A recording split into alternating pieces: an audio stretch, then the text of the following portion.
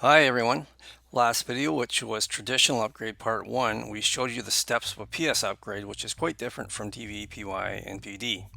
Today in Traditional Upgrade Part 2, we're showing what's involved in the DV upgrade, which deals with these 7 sections in the guide. It's a little different than PY and PD. Before we start this upgrade, we need to do these 3 pre-upgrade tasks. Failure to do these tasks will result in problems further on in the upgrade. First, we verify that security is disabled in the deployment server JDE.ini. Failure to do this will result in problems later on.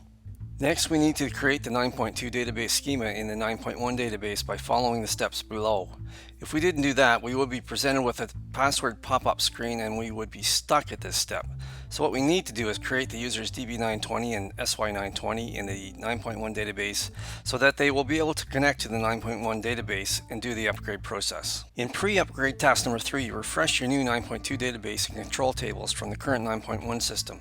There's a lot of different ways to do this, but we decided to use SQL Developer to export testDTA and testCTL from 9.1 and then import them to 9.2. All the steps needed to do this are included in the guide. At the end of the process, you'll have to verify the import log to ensure testCTL completed properly. Then you have to go through all the steps again to do testDTA. You'll need to follow these same steps when doing your PY and PD upgrade as well. At this point, we're ready to do the upgrade. But first, let's explore what happens in the table conversion process. The structure of F07855 has changed from 9.1 to 9.2, so we'll focus on this file by looking at what is called the technical catalog. Here you can compare what changed between 9.1 and 9.2.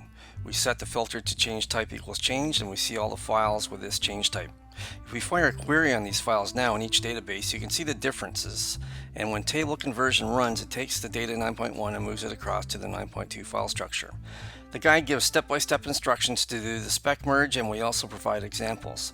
We have created a custom object, we have a standard object, a DD item, and a UDC in 9.1 to show you a successful spec merge. Now let's look at the upgrade plan. Log into the 9.2 deployment server JDE plan environment. Start GH961 and click on Custom Install Plan and click Add, and then select Traditional Upgrade.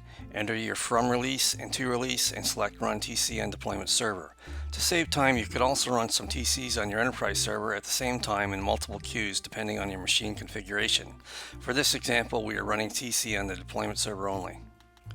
With all the initial information entered into the upgrade plan, click OK. You are presented with a long series of entry screens asking for various inputs. The guide takes you through all these screens step by step.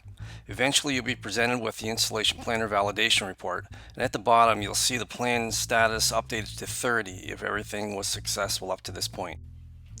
Now we go to the installation workbench and click Select. The table conversion and spec merge will take from 1 to 5 hours, and when completed you will get the screen installation plan completed successfully.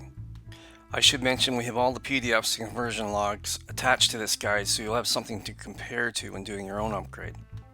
Next, we do the post-upgrade tasks, the DV920 package builds, and retrofit custom object sections. All steps are laid out in the guide. So that was the DV upgrade. We'll have 2 more videos on this guide, part 3 on the PY upgrade and part 4 on the PD upgrade, and at that point the guide will be available for purchase. I hope you enjoyed the video. That's all for now. Bye bye.